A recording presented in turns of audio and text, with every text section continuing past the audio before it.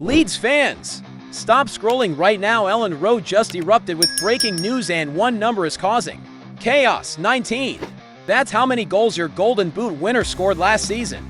Yet he's only started TWO games in the Premier League. The dressing room is divided. Dominic Calvert-Lewin is feeling the pressure, and a shock January return is being whispered by insiders. We have exclusive insights from Graham Bailey on all three fronts. But here's the first payoff. New footage just emerged from Thorpe Arch.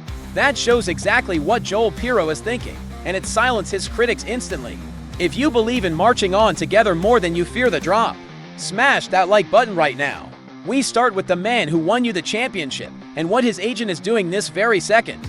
This is the question every Leeds fan is asking right now. How does a man go from winning the championship Golden Boot to being a substitute? How does the man who fired you to promotion with 19 goals simply disappear from the starting 11? Joel Pirro is in an uncertain situation, and the entire fan base is holding its breath. Let's be clear on the numbers, because they are staggering. 36 starts in the championship last season. 19 goals. He wasn't just part of the system, he was the system now. Just the Premier League starts, too. The arrival of Dominic Calvert-Lewin has changed everything. Daniel Farke clearly and publicly prefers DCL to lead the line. This is the kind of situation that creates disillusioned players. It's the kind of situation that breaks a dressing room and forces a January exit. But then, new footage emerged from Thorpe Arch. This isn't a press release. This is raw footage from the training ground ahead of the massive trip to Brighton, and it reveals everything about Pirro's mindset. The drill was simple, a game of keep ball. The players involved included Sean Longstaff, Pascal Struijk, and Joe Rodon. Rodon played a loose pass, selling his teammate short. The side was about to lose possession, a simple training ground failure. But then, Pirro, the Dutchman, exploded. He raced towards the ball, stretched every sinew, and just managed to reclaim possession, keeping the drill alive. It was a moment of pure, unadulterated determination, risking an overstretch injury just to win a meaningless drill. Joe Rodon's reaction in the background, caught on the hot mic, said it all. Joel, that's unbelievable, mate. That is not the action of a dejected player.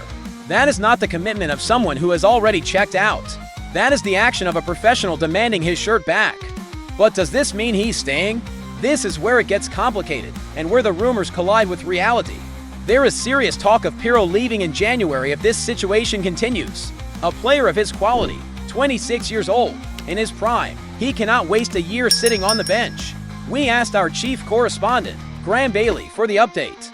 And here's the bomb. Bailey confirmed that Pirro wants to be playing. His agent is already in talks with some clubs. They are putting plans in place right now for a potential January move, should his situation under Farke fail to change. So why won't Leeds just let him go? Bailey clarifies the club's position. It depends what Leeds bring in. It's a squad game and they don't want to be caught short.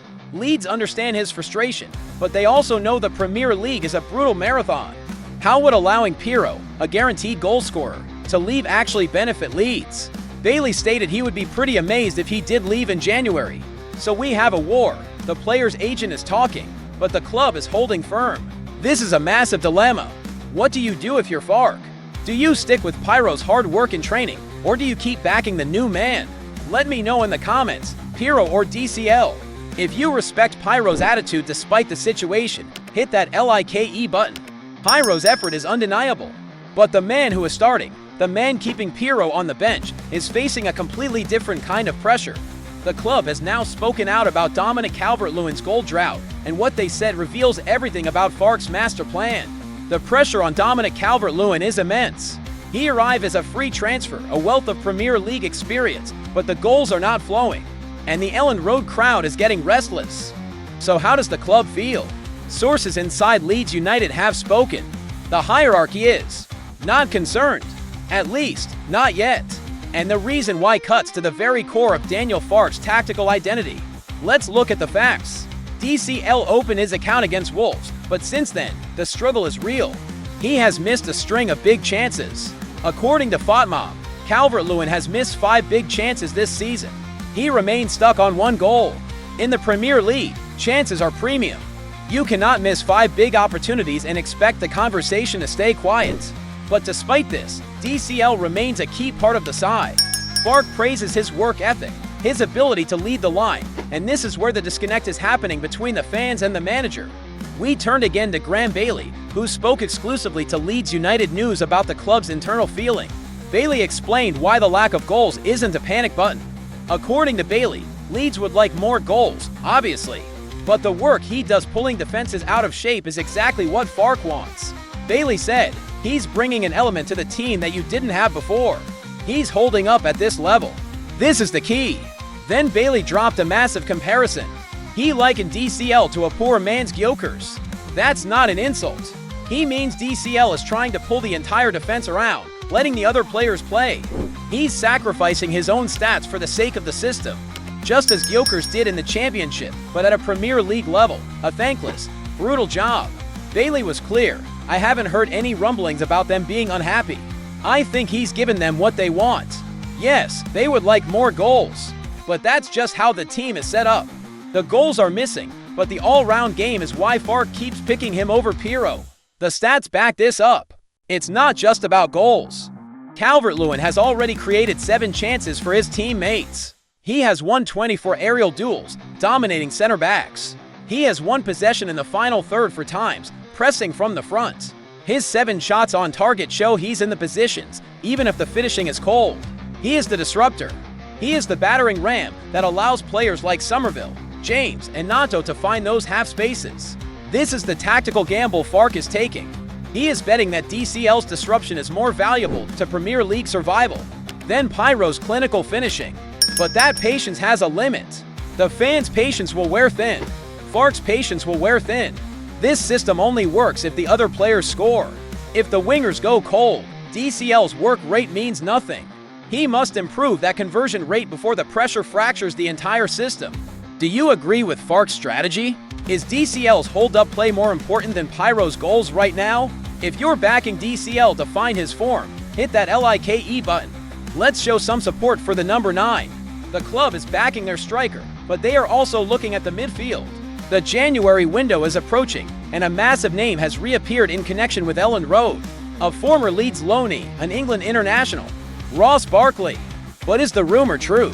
Sources have now spoken, and the answer will split the fan base. Whispers. That's how it always starts. A big name, a former club, a difficult situation. The name, Ross Barkley. The England international is struggling for air at Aston Villa, and the rumors of a sensational return to Elland Road have been growing louder. It makes sense on paper, doesn't it? Barkley is 31, struggling for action under Unai Emery. He needs a move. Leeds need Premier League quality. Let's look at why the rumor gained traction. Barkley has played just 30 minutes of Premier League football so far this season. 30. To make matters worse, Unai Emery left him completely out of the UEFA Europa League squad. He is frozen out. He is a high-quality player sitting in the stands. Barkley also has history with Leeds, making for appearances on loan from Everton way back in 2013. It was a brief stop, just a month under Neil Warnock, so he barely had time to make an impression. But the connection exists. With January approaching, a loan move seemed logical. He needs playing time. Leeds need depth. So, Leeds United News chief correspondent Graham Bailey investigated. He contacted sources close to Leeds to find out how likely this move actually is. The answer: it is not happening.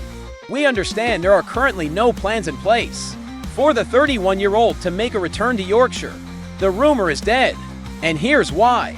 There are 2 reasons this isn't happening, and both are crucial. First, Aston Villa's position. Bailey's sources say Villa and Emery still appreciate Barkley as a good squad player. They won't just let him go easily, even if he's not playing. He's also on sizable money at Villa. Wages Leeds are unlikely to in January for a squad player. But the second reason is the most important: Daniel Farke. Farke simply wants a different type of midfielder. Bailey was explicit. Leeds will want an attacking midfielder, someone like Emiliano Buendia or Gabriel Serra, someone like that. Farke doesn't want another box-to-box player. He wants a creative number 10, a lock picker. Barkley doesn't fit the profile Farke is hunting for in January. So, the January move is off. But the story doesn't end there. Here is the twist that nobody is talking about. Ross Barkley's contract at Aston Villa expires in July, and sources confirm that Aston Villa does not hold an option to extend it. Unless his situation in the Midlands changes dramatically, an extension is off the cards. This means Barkley could potentially be signed by Leeds on a free transfer this summer. This is just an estimate, nothing more. But a lot will depend on one crucial factor: whether Daniel Farke can guide Leeds to Premier League survival. If Leeds stay up, a free agent Ross Barkley suddenly becomes a very interesting and very cheap option. Is this a missed opportunity for Leeds, or are you glad Farke is looking elsewhere? Would you take Barkley on a free transfer in the summer? Let me know your thoughts on the Barkley situation below. Hit like if you trust Farke's transfer targets. No Barkley, a striker who isn't scoring, and a Golden Boot winner on the bench. These three stories paint a picture of a club in transition, battling for survival. When you put all three pieces together, the final picture for the rest of the season becomes crystal clear, and it leads to one massive showdown. Three stories, one clear mission: Premier League survival. This is Daniel Farke's identity being stamped onto this club. He is prioritizing the system over the individual star. We have Pirro, the ultimate professional, training with fire while his agent talks to rivals. We have Calvert-Lewin, the tactical linchpin who isn't scoring, but who Farke is backing 100%. And we have the club rejecting the easy move for Barkley, holding out for Farke's specific profile. This is a cold, calculated strategy. The entire season rests on this gamble. The immediate test: breaking the 16-year winless curse at Brighton. This is where the plan must work. So here is what I need from every single person marching on together. 1. Smash that like button if you are backing Daniel Farke's vision for survival, even if it's controversial. TWO. Drop a comment with your honest prediction. What happens first? Pirro is sold, or DCL breaks his drought and scores 5 more goals. THREE. If you are not subscribed, hit that subscribe button right now. We are marching over every rival, and we need the entire army with us. And listen closely, here is the edge of the cliff. That training footage of Pirro. Sources say his agent used that exact clip in discussions this week, arguing his attitude merits a starting spot or a January transfer. The club is now in a standoff with its own Golden Boot winner. And on top of that, our rivals are moving. Sources close to Everton are rumored to be one of the clubs Pirro's agent has already spoken to. The crossover is insane. The battle for Elland Road's future is here. Marching on together, smash subscribe, we ride together, see you in the next war.